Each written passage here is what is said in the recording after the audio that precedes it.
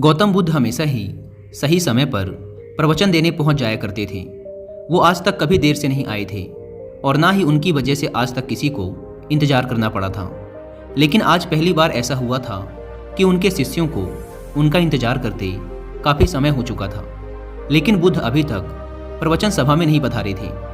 शिष्य आपस में बातें कर रहे थे कि जरूर आज तथागत बुद्ध को कोई जरूरी काम आ गया होगा, वरना वो हमेशा ही समय पर आ जाते हैं। शिष्य ये बातें कर ही रहे थे कि तभी अचानक गौतम बुद्ध अपने हाथ में कमल का एक फूल लिए वहां आ पहुंचे और एक पेड़ के नीचे लगे आसन पर आकर बैठ गए। आश्रम में करीब 500 शिष्य थे जो उनका प्रवचन सुनने के लिए बुद्ध का इंतजार कर रहे थे।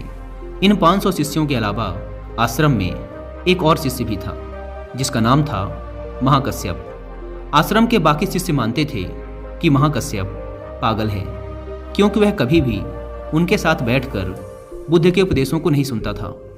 उसने आज तक कभी ध्यान भी नहीं किया था और ना ही कभी ध्यान करने का प्रयास ही किया था। वह बस पूरे दिन चुपचाप किसी पागल की तरह आश्रम के एक पेड़ के नीचे बैठा रहता। ना ही उसके पास कोई बात करने आता और ना ही वो किसी से बात करता। जब उसका मन करता तो आसपास के गांवों में जाकर थोड़ी सी भिक्षा मांग लेता और भिक्षा में जो कुछ भी मिलता उसे खाकर उसी पेड़ के नीचे फिर बैठ जाता।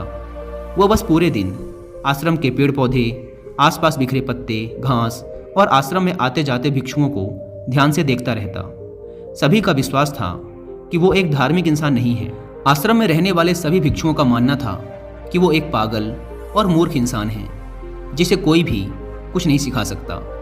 तो आज के दिन गौतम बुद्ध आए और आकर आसन में बैठ गए। बैठते ही उन्होंने अपने हाथ में लिए कमल के फूल को देखना शुरू कर दिया। शिष्य इंतजार कर रहे थे कि बुद्ध कुछ बोलेंगे, लेकिन बुद्ध कुछ भी नहीं बोले। वो बस उस कमल के फूल को ध्यान से देखते रहे। बुद्ध उस कमल के फूल को देखने में इतने खो गए, इतने ध्यान मग्न हो गए कि कब मिनट घंटों में बदल गए उन्हें पता ही नहीं चला। कई घंटे गुजर चुके थे, लेकिन बुद्ध ने एक शब्द भी नहीं बोला था। वो बस उस कमल के फूल को देखे जा रहे थे। अब वहाँ बैठे 500 शिष्यों के अंदर जोरों की बेचैनी मचने लगी। सभी इंतजार करते करते परेशान हो चुके थे। तभी अचानक वहाँ बैठे भिक्षुओं को पीछे से किसी के जोर से हंसने की आवाज़ आई। उन्होंने पीछे मुड़कर देखा तो उनके आश्चर्य का ठिकाना ना रहा। महाकश्यप बुद्ध की तरफ देखकर जोर जोर से हंस रहा था। इतने सालों में लोगों ने आज उसे पहली बार हंसते हुए देखा था। इससे पहले वो कभी ना हंसा था। वो भी इतनी अद्भुत हंसी, लग रहा था मानो सारा ब्रह्मांड उसके साथ हंस रहा हो। उसकी भयंकर हंसी पूरे आश्रम में गूंज रही थी और वो बस हंसे जा रहा था। भिक्षुओं ने बुद्ध की तरफ देखा। वो अभी भी उस कमल के फूल को ही देख रहे थे और उनके आंखों से आंसुओं की धारा बहे जा रही थी। थोड़ी देर बाद महाकश्यप ने हंसना बंद कर दिया। उसके बाद बुद्ध ने अपनी नज़र कमल के फूल से हटाई और वहाँ बैठे भिक्षुओं की तरफ देखकर कहा, मैं जो कुछ भी तुम्हें शब्दों के माध्यम से दे सकता था, मैंने वो सब तुम्हें पहले ही दे दिया है। लेकिन जो शब्दों के माध्यम से नहीं दिया जा सकता, वो मैंने महाकश्यप को दे दिया है। और यहाँ से शुरुआत होती है जिन की।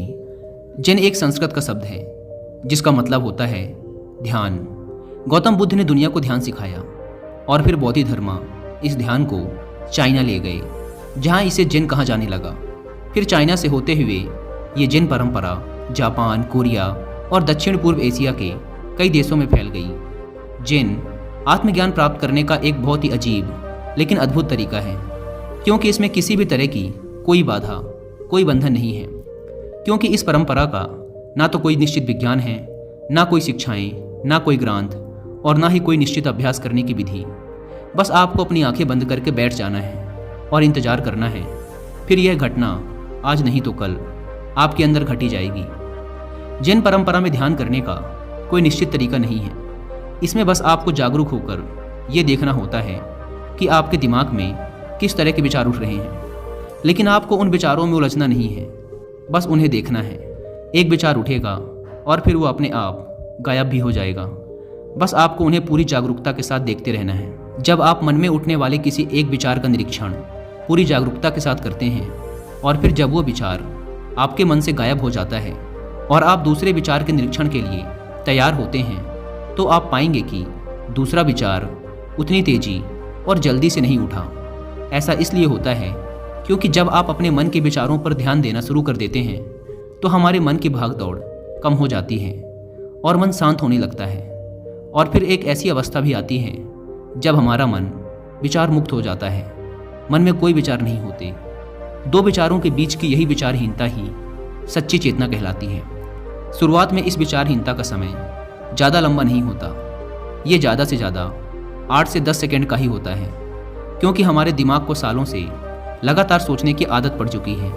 लेकिन अगर हम लगातार प्रयास करते रहें तो धीरे धीरे विचारहीनता का ये समय भी लंबा होता चला जाएगा। और ये समय जितना लंबा होगा उतना ही हम जिन को समझ पाएंगे, ध्यान को समझ पाएंगे और उतना ही हम खुद के और करीब होते चले जाएंगे।